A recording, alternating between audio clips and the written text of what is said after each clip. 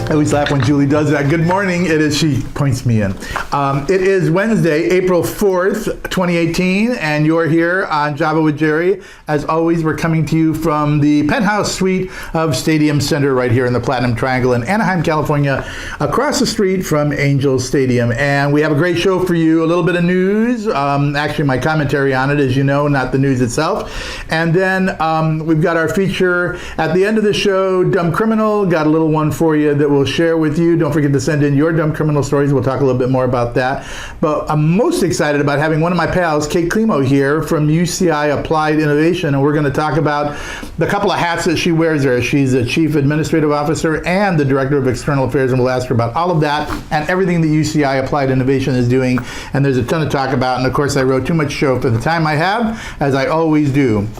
But we're glad you're here on Wednesday mornings. If you don't catch it live, you can always get it at orangeslice.com. And of course, you can pick it up on Podbean as a podcast if you'd rather hear it while you're walking your dog, which is probably a productive thing for you to be doing, for you and the pup. All right, let's talk a little bit about the news today. National story. The president wants to send troops down to the border. He wants to take them out of Syria, where they're actually doing something, and move them down to the border, where it will become a complicated legal issue because, of course, you can't use federal government funds for the military to do policing work. That has to be done by Border Patrol and local police. I suppose that he could send them down to do general assistance to Border Patrol and the local authorities. We've done that before. In 2006, the president sent about 29,000 troops over a period of a couple of years down to the border. They actually never populated it by more than 6,000 at a time, but rotated in and out of service. So about 29,000 guardsmen, National Guardsmen, actually got time down there to serve. And then Obama, I think, sent down about 1,200 at one point to back up Border Patrol. But really, Border Patrol has to do the work. The president is trying to act with his phone and his pen because he's horribly frustrated because Congress won't work on the immigration reform that's necessary. State story, there was a terrible shooting yesterday at YouTube headquarters where a woman who apparently was unhappy with YouTube's policies about how they were treating her videos. I'm not sure what her videos were about, but she was unhappy about them taking them down or not paying her for them and the like. So she goes up there, drives 8 hours up there from Menifee, gun in tow, and shoots 3 innocent folks who are now in, I think 4 people were injured, but only 3 were shot. And they're now in critical or serious condition in local Bay Area hospitals. And again, I mean, you know, it's one of those things that we got no handle on. We tell people, see something, say something. So they did. Her brother called in and said, look, she's on a trek up from Southern California to Northern California. She got a beef with YouTube. Somebody go do something about it. The police didn't connect the dots. We don't exactly know why. But I'm sure there will be an outcry for gun legislation as a result. But that's not really the issue. We need to do something about what all these folks are suffering from. Local news. Here's something really interesting that I read yesterday, and it became the local news because I thought it was a fascinating connection with Anaheim, where we broadcast from. Is this a broadcast? Where we live cast from, I guess, and where our office is, and with sort of national news. So the Cott family in 1965 held a political event for the California Republican Assembly, which is a local statewide California group that does local and statewide California group that does political activism. So back in 65, they had a young Ronald Reagan in to come and talk to about 75 luminaries and movers and shakers in Orange County. They had a catered steak dinner at the Cott home on Dwyer Drive in the Westmont region of Anaheim. And Paul Cott was a young boy. He was 11 when his father, Dr. William Cott, and his mother Eleanor invited the would-be then governor to come in and to speak to everybody about his desire to run for governor. He was extraordinarily successful, as you know, in that, and became governor and then president. And the Cott family has never sold their home. It's up for sale for the first time in 60 years. Paul Cott was 11 when Ronald Reagan came to his home for that event, and he's now 64 and a real estate professional, and he's selling the family home. He's got an escrow, actually, for $930,000. It's a one-story ranch in the coveted mid-century style that everybody wants these days, and it's extremely well manicured, and it looks nice when you go see it online.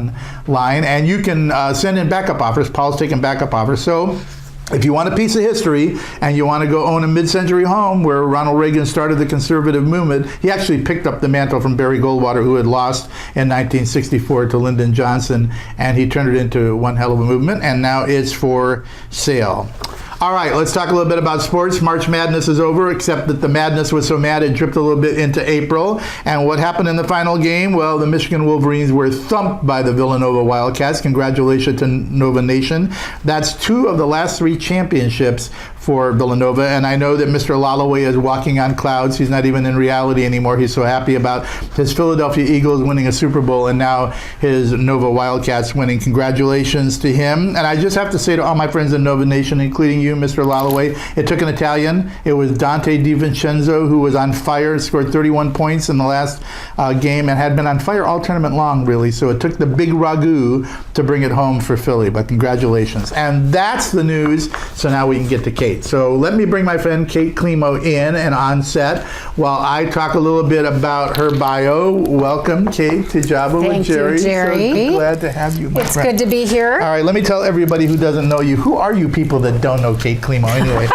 About my friend. She is, as I said, the Chief Administrative Officer and the Director of External Affairs. You don't do the internal affairs, just do the external affairs. And in that role, she oversees UCI's Applied Innovation's operations, as well as providing leadership for its marketing, media, and community engagement. She is responsible, really, for connecting entrepreneurs to the campus, and we'll talk a lot about how that happens and about some of the things that are going on. Her broad-based business perspective has really probably made her perfectly suited for this. Let me tell you a little bit about where Kate has her varied experience in government relations and public life, and it is varied. She has been at the Arizona Department of Commerce, Parsons Corporation, Walt Disney Imagineering, the Disneyland Resort, KB Homes, the California Apartment Association, the Orange County Business Council, and most recently was Associate Vice Chancellor for Public Affairs for UCI's Strategic Communications and Public Affairs Division. I'm exhausted by your career. You've done so much. And so you can see the juxtaposition, right, that brings her there. She's been honored many, many times. She was the 74th Assembly District Woman of the Year in 2016. Yes. One of OC Metro's 20 Women to Watch, and I've always thought she's a woman to watch for the Orange County Business Journal. She received the Orange County Business Journal's Women in Business Award, and she presently serves on multiple boards, including the Irvine Chamber of Commerce, where I'm an alum, OC Forum, and the Second Harvest Food Bank, and you got to know a lot about that when I had Nicole Saddam in. So welcome, my friend, to Java with Jerry. Thank you. It's great to be here. I'm delighted to have you. I'm trying to talk quickly because I got so much stuff to ask you about. But let's begin by tell everyone what UCI Applied Innovation is and where it is, because it's sort of in an interesting place. Sure. So UCI Applied Innovation, we're about 3.5 years old. How we like to describe ourselves is a dynamic platform where the campus, industry, investors, and entrepreneurs come together to help bring knowledge from the campus, from labs out into the real world to benefit the public good and help drive the economy. Yeah, but it's taking theory and applying it. It is, hence applied innovation. Taking the knowledge, figuring out how it works, and whether that's with a concept or an actual thing and a device. We have all of those kinds of programs and facilities available. So we do have an incubator. We have makers labs. We have so you can make your prototype. We have experts in residence. We have other kinds of resources. So if you need legal advice, if you need marketing help, we have all of those sorts of things available. And it's for anyone affiliated with the campus, so that's students, staff, faculty, alumni, or someone that's licensing our intellectual property, our IP. And then we also have a small business development center, which is funded by the SBA. So anyone from the community can get access through the SBDC and then all of the resources available. Why don't you tell us where it is, because I think it's interesting geographically where the university placed it, and there's a reason for all of this. This is very intentional. We're in the UCI Research Park, so we are at the farthest edge of the campus and the closest edge to the community. So we are right on the edge, and that was very intentional. It's literal and figurative that we're making that bridge between the campus and the community. So we are on the leading edge, and we're right there to help make that connection. Yeah, so let's talk a little bit about what's there and the cove and what it looks like and why you call it the cove and all of sort of the milieu around it. Because if you haven't been there, you need to go there. It's like state of the art. It is super cool, I have to say. It is very cool place. It is. So we actually designed. It would be a cool place if Kate were there, no matter what. Because as you can tell, she's witty and brilliant. But it really is physically a cool place. It is physically a cool place, and it was designed actually to be that way. It has a very beach sort of theme in the main part of it. And you walk in and you're meant to say, wow. We have what's called a hyperwall, IP that was invented at UCI, but it's a whole wall of 60 some odd screens. Yeah, it's really cool. It is cool. And there is a beach theme. You're meant to say wow because we want people to walk in and not think of it as a typical university place, because we're not a typical university function in what we do. Yeah. But there's also a beach theme, and it's called the Cove because it's meant to be a safe harbor for entrepreneurs. It's where you go and nurture your idea and get the help that you need to make it grow. And Cove, the word itself is also sort of an acronym for what you do. We call it collaborative venturing. Yeah. And it's really that a place where all the different pieces and parts that you need to help grow a business and grow the economy come together. So I want to talk first about sort of your administrative role because it's so fascinating. Because who doesn't want to talk about administrative functions? I think we should. Well, because it is sort of a business, talking to people who are about to begin a business, and it's not very old. And so you're like the CEO of a venture capital firm that has blown up in 3 years. So talk about where you started and where you are and sort of how you're building the plane while you fly it. Yes, that's very true. We are acting very much like a startup. So Applied Innovation started about 3.5 years ago with about 12 employees and about 1,500 square feet. We're now 65-ish, 66 employees, pushing 60,000 square feet. We have a very long wait list of companies that want to come in and locate there. Wow. So we are busting at the seams. And part of the reason why I was brought in to be the Chief Administrative Officer and support our leadership is we grew so fast that, and we were charged really to don't overplan, just go and move at the speed of business. Well, now we need to add a little structure to that and make sure that the things that we've put in place really can flourish. So I'm there to help on the administrative side with that, and also with the other fancy title to make sure that we're expanding our outreach to the community. Yeah, we'll get to the other fancy title in a minute. But you really, and those of you who are entrepreneurs know that you really have your arms full when you explode like that, when you grow by 400% in a very short period of time.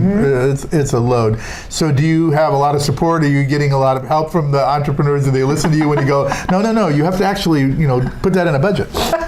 So I am not an expert, so I don't tell the entrepreneurs what to do, but I do tell everyone else on the staff side. I don't know, she tells me what to do. Yes, my boss would probably say the same thing. So my function as a Chief Administrative Officer is to manage, so I have finance and facilities and IT and events and the front desk and marketing and communications and HR and all of that reports to me. 65 people, which is itself a load. Yes, of all ages. So tell me now, let's get out of your administrative role. Wait a minute, let me not get out of order here. I am going to get out of order. And tell me about the research that's going on at UCI Applied. So what are the kinds of areas that you're doing work in, or that the entrepreneurs are working in? So part of what we do and where our function is, so our leader, Richard Sudak, reports directly to the provost. And that is also intentional. In a lot of other campuses, you might have this kind of function. Certainly any research institution has pieces and parts of what we do, maybe not all of the things that we do, but you'll find it in the business school or maybe in the School of Engineering. And that's great, but when you're in a school, it's a little harder to branch out. Yeah. So we are an entity and we service the entire campus, every school and every research center. Just because of the nature of research, our IP tends to be split, a third engineering, a third ICS, which is information computer sciences, and a third biosciences.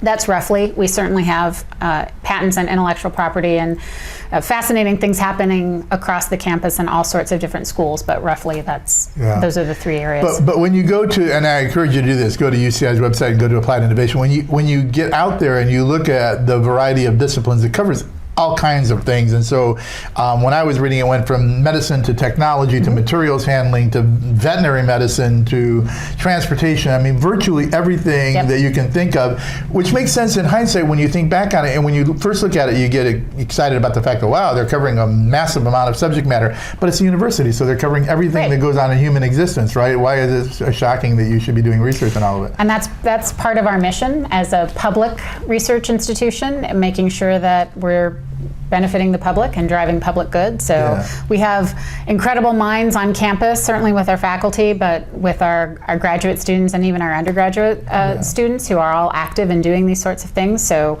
we're trying to provide the resources to ensure that what they're doing, they can continue to innovate, and in some ways that may just be advancing their research to the next level. For some, it may be identifying that molecule or that process or that idea that for a product that can help improve the world, in whatever way that may be. Cleaning water, a medical procedure, however. And you actually provide a platform for that dialogue, right? Because it's one thing to invent the molecule or the widget, but somebody has to go and produce it and find out where the glitches are in real life, right? And then come back and talk to the inventor and say, how come I'm having this problem with it, and get the thinkers to think about it. Yeah, so we do it in two different ways, or multiple ways, but I'll talk about it in two different groups. I love this analogy. It came from, I think, a director of a similar center at UC Merced. But he talked about our faculty are like farmers. You know, they grow wonderful crops, they put all of their energy, and they know how to grow the fruits and vegetables. And then we turn around and say, okay, now cook me a gourmet meal. You know, it's the same sort of way with create this fabulous knowledge. Right. And now go start a company. That's a great analogy. Those are two very different things. Yeah, they are. You might have farmers who are also good chefs. You might have researchers who are excellent in starting and running a business. But generally, you need some other folks in there to help, sous chefs, so to speak. So we're a place of sous chefs. Yeah. I like it. we do have an incubator. But we also have all other kinds of programs. And most importantly, we have funding. Yeah. Because for a lot, there's money that comes on the front end for the basic research, and then once you've shown your value and worth, there's a lot more money out here, but there's that gap. And in between funding. We try to bridge that gap between innovation to impact. So we have angel investors on site, we have venture capital firms on site, we have POP grants, proof of product grants that go to the faculty members. That's brilliant, though, because it provides that impetus for the research to become a thing, or to become a process, or to become a new change in the way we apply medicine to either humans or to animals. Now, because you do veterinary care too, but it's often that's the gap where everything goes to die, right? So you guys actually give it that bridge it needs in order to be able to get where it's going. And a lot of times it's money, and a lot of times it's the knowledge. It's brain power. Yeah. Right. Yeah. So let's talk a little bit about how all your brilliant people who have all these patents on this stuff turn those into real things. What do you do in order to take advantage of that IP, right? I mean, you've got these patents, but you don't want to just give them away. They belong to the university or to the professors that created them, and that's really a public resource because it's a public university. So how does a taxpayer get their due out of this? Well, so the conservative who wants to see the money, show me the money. Where's my money? Right. So the university for research that a faculty member is doing in their field, in the labs at the university, the UC, the regents, always retain a percentage of it, and there's a complicated formula based on how it's done and those sorts of things. But that's you, taxpayer, because it's your university. That's right.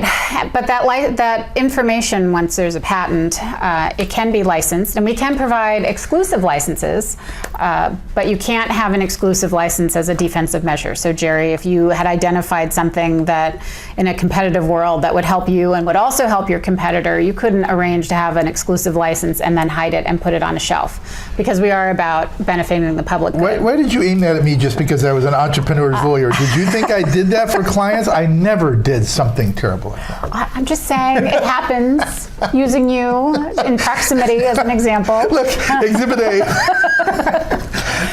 So we work with business in all sorts of different ways. And that one way is licensing IP. We also have industry-sponsored research. So we have companies that want to use our brain power in our lab. So they work with us to fund research that's specific to their industry or the kind of business they're doing. So all sorts of different ways. And that sort of brings me now to your other hat, which is your role as Director of External Affairs, which is really about being the Paul Revere for applied innovation, right? I mean, yes. You're out to tell the good story. You're ringing our bell. You're ringing our bell, screaming about your pottery. And tell us a little bit about that, though. I mean, how do you connect? How do you actually connect business and the university, Kate? Because that takes something. I mean, you got to go tell the story and get people to decide they're going to invest in this.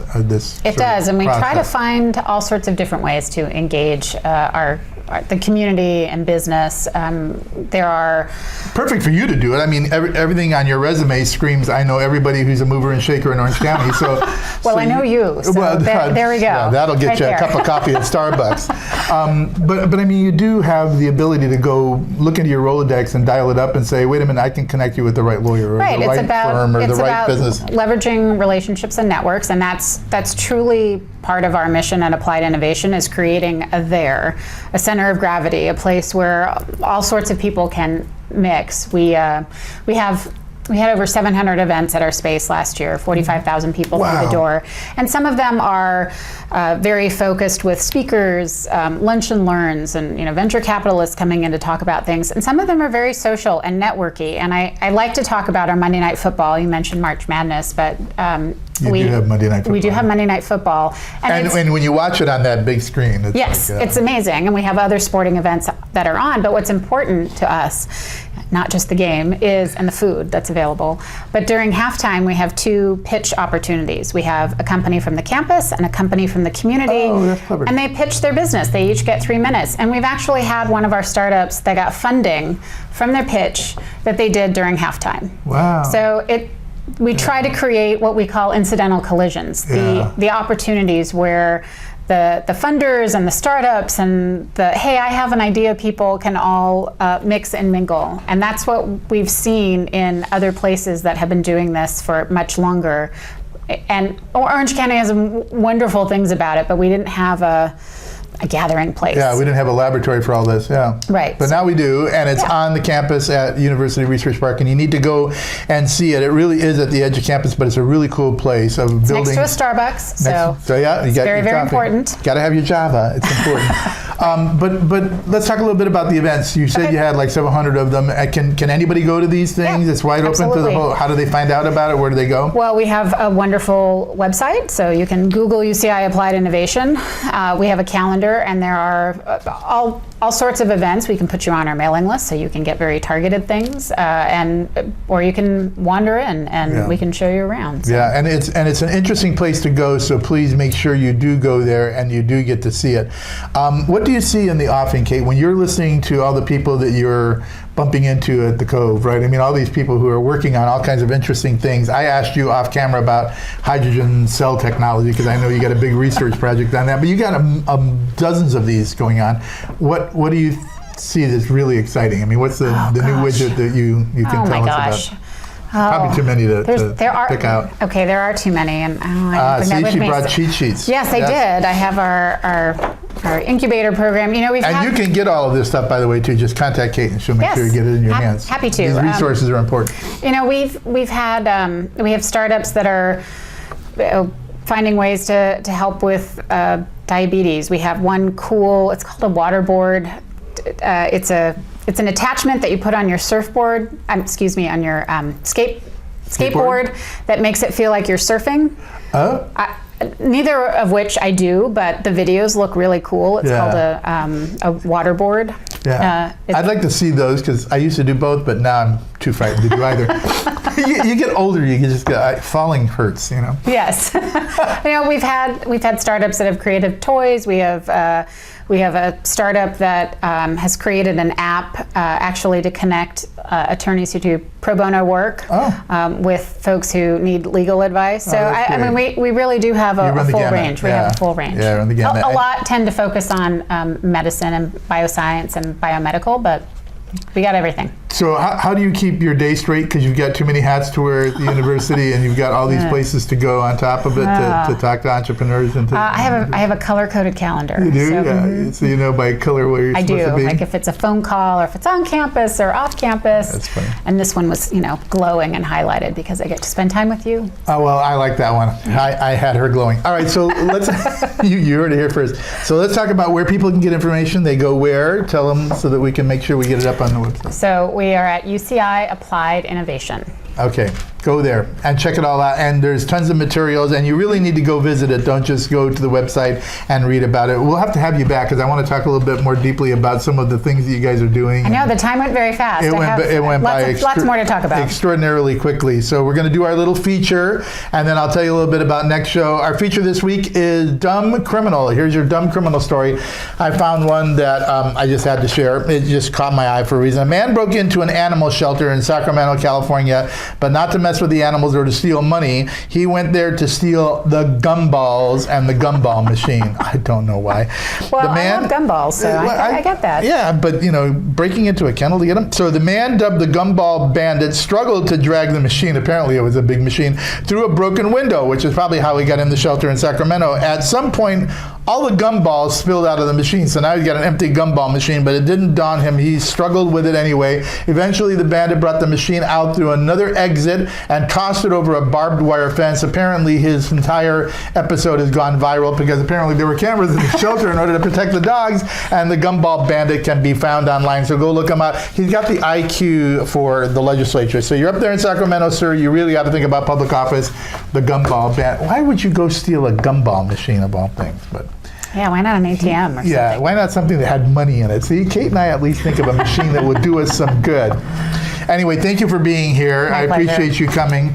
Thanks again to our friend Kate. You can find her at UCI Applied Innovation. Go do that. Next week, our guest will be, we're going to finally break down, I'm bringing in a politician. We're going to actually have a candidate for office. Eric Early, who's running for Attorney General, is coming in. So that'll be an interesting conversation. We'll talk to him about his campaign and what his hopes are for the future. We hope to see you back here. You can always find us at orangeslice.com. And we'll see you next Wednesday morning for our next episode with Eric Early as our guest. Thanks again to Kate and to UCI for sharing her with us. We will have her back again in the next week. Go off, be productive, make good decisions, and we'll see you next time, Wednesday morning, for Java with Jerry.